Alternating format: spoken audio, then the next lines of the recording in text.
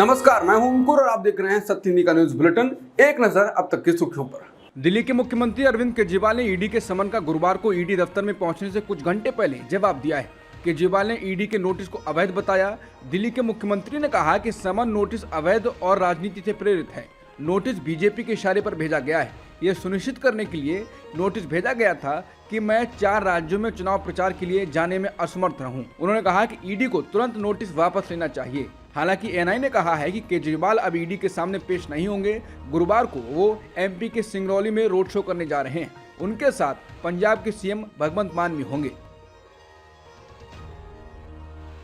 ED ने दिल्ली के CM Arvind Kejriwal को गुरुवार दोपहर बाद रद्द की जा चुकी नई शराब नीति में हुए कथित घोटाले में पूछताछ के लिए तलब किया। केजरीवाल की पेशी ईडी के सामने हो इससे पहले गुरुवार तड़के ईडी ने केजरीवाल कैबिनेट के मंत्री राजकुमार आनंद के घर छापेमारी की कार्रवाई शुरू कर दी। सूत्रों ने बताया कि सिविल लाइंस इलाके में मंत्री के आवास के अलावा उनसे जुड़े 9 परिसरों पर ईडी की छापेमारी चल रही है। हालांकि केजरीवाल से दिल्ली की शराब नीति के संबंध में मनी लॉन्ड्रिंग जांच पर पूछताछ की जाएगी, लेकिन अभी तक इसकी पुष्टि नहीं हुई है कि क्या मंत्री राजकुमार आनंद के परिसरों पर ईडी के छापे भी उससे जुड़े थे। ईडी सूत्रों ने कहा यह तलाशी मनी लॉन्ड्रिंग जांच के सिलसिले में हुई है। चुनावी बॉन्ड पर सुप्रीम कोर्ट में सुनवाई जारी है। सुनवाई के दूसरे दिन बुधवार को अदालत ने केंद्र सरकार से पूछा कि क्या राजनीतिक फंडिंग के लिए चुनावी बॉन्ड राजनीतिक दलों को वैध रिश्वत है। ये योजना समान अवसर उपलब्ध कराने में नाकाम रही है। इसमें दानकर्ता की पहचान छिपाने का मामला भी अजीबोगरीब है। सरकार को दानकर्ता के बारे में सारी जानकारी है, लेकिन विपक्ष को कोई जानकारी नहीं है।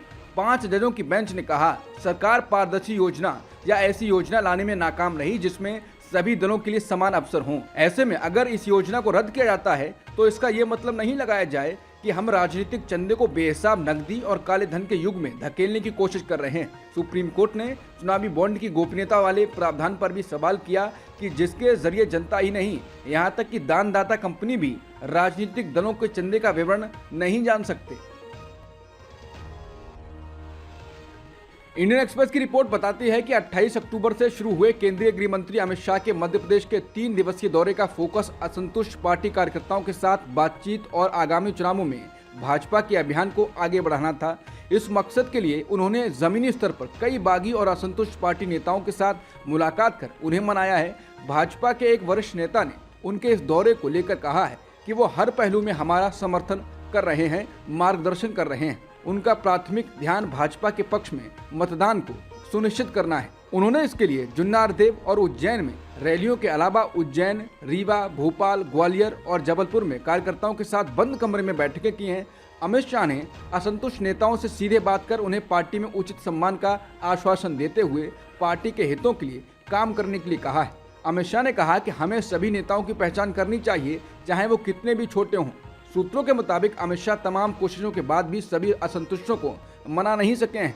प्रभात साहू ने भाजपा के जबलपुर शहर प्रमुख के पद से इस्तीफा दे दिया।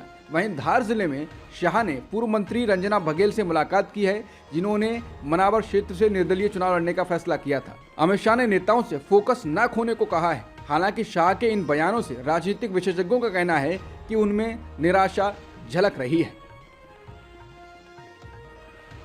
बिहार के मुख्यमंत्री नीतीश कुमार ने मंत्रियों द्वारा राज्य की गठबंधन सरकार की उपलब्धियों का इस्तेमाल अपने अपने दलों की छवि चमकाने के लिए करने पर बुधवार को नाखुशी जताई। उन्होंने कहा कि मैंने देखा है कि कई मंत्री हेडलाइन में आने के लिए सरकार के अच्छे कामों का श्रेय अपनी पार्टी को देने लगते हैं। ये सही नहीं है।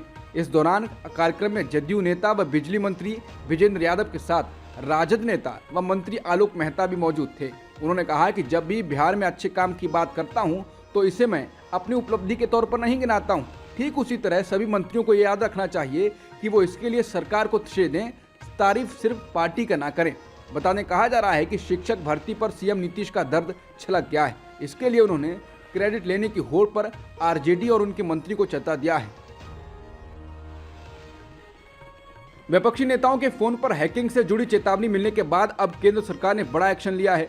मामले की जांच शुरू करते हुए एप्पल कंपनी को नोटिस भेजा गया है। इलेक्ट्रॉनिक्स और सूचना प्रौद्योगिकी मंत्रालय ने आईफोन बनाने वाली कंपनी एप्पल को इस संबंध में एक नोटिस भेजा है। बता दें कि बीते 31 अक्टूबर को विपक्ष के कई नेताओं ने दावा किया था कि उनको एप्पल कंपनी से फोन हैकिंग अलर्ट का मैसेज आया है, जिसका उन्होंने स्क्रीनशॉट भी शेयर किया था। अलर्ट मैसेज में सरकार प्रायोजित हमलावरों द्वारा उनके फोन को हैक करने की कोशिश किए जाने की बात कही गई थी। बांग्लादेश की प्रधानमंत्री शेख हसीना की बेटी साइमा बाजेद विश्व स्वास्थ्य संगठन यानी WHO के दक्षिण पूर्व एशिया क्षेत्र की निदेशक चुनी गई हैं। WHO के बयान में कहा गया है कि सदस्य देशों ने दक्षिण पूर्व एशिया की क्षेत्रीय समिति के 76वें सत्र में बैठक के दौरान साइमा बाजेद का चुनाव किया। साइमा ने इस पद के लिए हुए चुनाव में नेपाल के उम्मीदवार डॉक्टर शंभू प्रसाद आचार्य को हराया। साइमा 2024 से 2028 तक इस पद पर रहेंगी। अमेरिकी राष्ट्रपति जो बाइडेन ने बंधकों को छोड़े जाने के लिए इजराइल और हमास के बीच संघर्ष रोकने की मांग की। मिनेसोटा में एक कार्यक्रम के दौरान एक महिला ने बाइडेन से सवाल जवाब करते हुए उनसे गजा में संघर्ष विराम कराने की अपील की थी। इसके बाद उन्होंने कहा, मुझे लगता है कि हमें विराम की जरूरत है। बता दें, एक महिला ने उनसे सवाल पूछते हुए कहा था कि राष्ट्रपति महोदय, अगर आप यहूदी लोगों की परवाह करते हैं तो आप युद्ध विराम का आह्वान करें। इसके जवाब में बाइडेन ने कहा, मुझे लगता है कि हमें एक विराम की जरूरत है। रोके जाने का मतलब यह है कि बंधकों को छुड़ाने के लिए समय मिले। हालांकि बाद में व्हाइट हाउस ने बाइडेन के बयान पर स्पष्टीकरण जारी किया। बयान में कहा गया कि राष्ट्रपति मानवीय सहायता और हमास के कब्जे में बंद 240 बंधकों के बारे में बात कर रहे थे। वहीं महिला को बाद में सुरक्षा बलों ने वहां से बाहर निकाला। इस दौरान वो संघर्ष विराम करो के नारे लगा रही थी। लेबनान के संगठन हिजबुल्लाह ने बृहस्पतिवार को कहा कि उन्होंने दक्षिणी लेबनान में एक इजरायली ड्रोन को मार गिराया है। इजरायल की सेना ने मिसाइल दागे जाने की पुष्टि तो की, लेकिन उनका कहना है कि ड्रोन को किसी तरह का नुकसान नहीं पहुंचा है। इस हफ्ते दूसरी बार हिजबुल्लाह ने सतह से हवा में मार करने वाली मिसाइल से इजरायली ड्रोन को गिराने का दावा किया है। हिजबुल्लाह ने एक बयान में कहा है कि उनके लड़ाकों ने मध्य रात्रि में ड्रोन को मार गिराया है। इजराइल और हमास के बीच संघर्ष शुरू होने के बाद पहली बार मिस्र ने रफा बॉर्डर को विदेशी नागरिकों और गंभीर रूप से घायल फलस्तीनी लोगों के लिए खोला है। अब तक 400 से ज्यादा विदेशी नागरिक और गंभीर रूप से घायल फलस्तीनी रफा बॉर्डर के जरिए मिस्र में दाखिल हुए हैं। गजा से बाहर जाने वालों में डॉक्टर्स विदाउट बॉर्डर्स के भी 22 कर्मी शामिल हैं। एक बयान में एक चैरिटी संस्था ने कहा कि उनके सभी अंतर्राष्ट्रीय कर्मी जो गजा से बाहर नहीं निकल पा रहे थे वो रफा क्रॉसिंग के जरिए चले गए। वहीं गजा बॉर्डर्स एंड क्रॉसिंग अथॉरिटी ने 15 देशों के 596 विदेशी नागरिकों की एक सूची जारी की है जिन्हें गुरुवार को गजा छोड़ने की अनुमति दी जाएगी। इजरायली सेना ने मोहम्मद असार को मारने का दावा किया है, जिसकी पहचान उसने हमास की एंटी टैंक मिसाइल यूनिट के प्रमुख के रूप में की है। सेना ने एक बयान में कहा, असार पूरे गजा में हमास की सभी एंटी टैंक मिसाइल इकाइयों के लिए जिम्मेदार था। बयान में कहा गया है कि उनकी कमान के तहत हमास द्वारा नागरिकों और सेना के खिलाफ कई टैंक रोधी मिसाइल हमले किए गए। हालांकि हमास की ओर से कोई टिप्पणी नहीं आई है।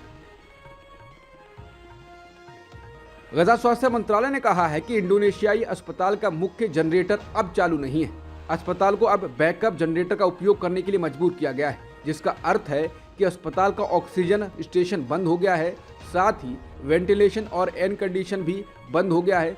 शरीर को ठंडा रखने के लिए इस्तेमाल होने वाला फ्रिज भी काम नहीं कर रहा है। अधिकारियों का कहना है कि अस्पताल पूरी तरह से बंद होने से पहले कुछ दिनों तक अस्पताल बैकअप जनरेटर पर आंशिक रूप से काम कर सकेगा। अब तक की सुर्खियों में इतना ही। बाकी खबरों के लिए बने रहिए सत्यहिंदी.com के साथ।